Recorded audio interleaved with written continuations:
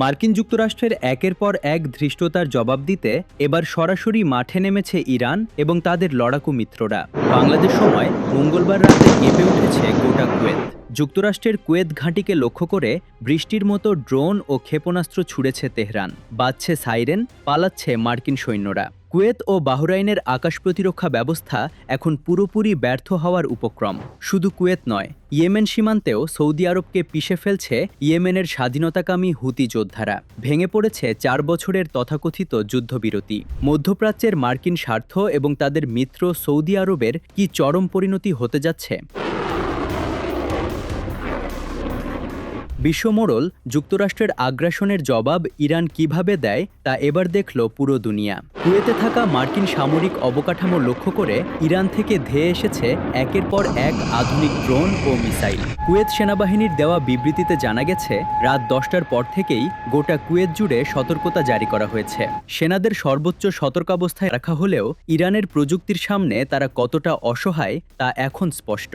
কাতার ভিত্তিক সংবাদ মাধ্যম আল জাজিরা জানিয়েছে, ইরানের এই বিধ্বংসী হামলার পর শুধু কুয়েত নয়, কাঁপছে বাহরাইনও। আকাশ কাঁপিয়ে বাজছে সাইরেন, মানুষ দিশেহারা হয়ে নিরাপদ আশ্রয়ে ছুটছে। দশকের পর দশক ধরে যারা মধ্যপ্রাচ্যকে অশান্ত করে রেখেছিল, আজ তারা নিজেদের আঙিনায় ইরানের আগুনের লেলিহান শিখা দেখতে পাচ্ছে।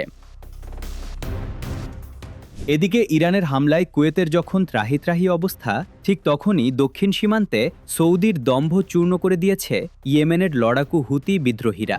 সৌদি আরবের আগ্রাসী বিমান হামলার উপযুক্ত জবাব দিতে 4 বছরের যুদ্ধবিরতি ভেঙে রিয়াদকে চরম আঘাত করেছে তারা। সৌদির আসির প্রদেশের রাজধানী আবহা শহরের আন্তর্জাতিক বিমানবন্দর লক্ষ্য করে গর্জে উঠেছে হুতিদের ক্ষেপণাস্ত্র।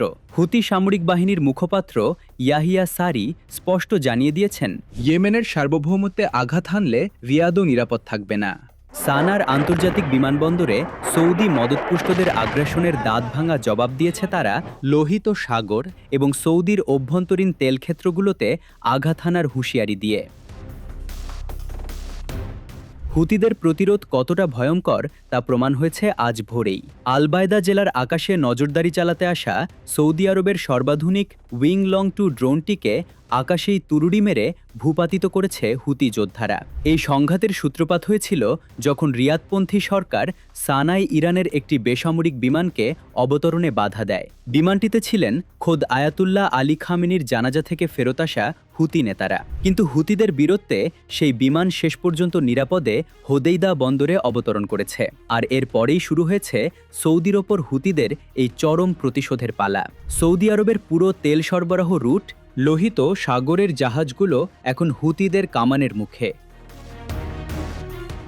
ইরান এবং হুতিদের এই যৌথ প্রতিরোধে মধ্যপ্রাচ্যে মার্কিন ও সৌদি রাজতন্ত্রের আধিপত্য এখন খাদের কিনারায়।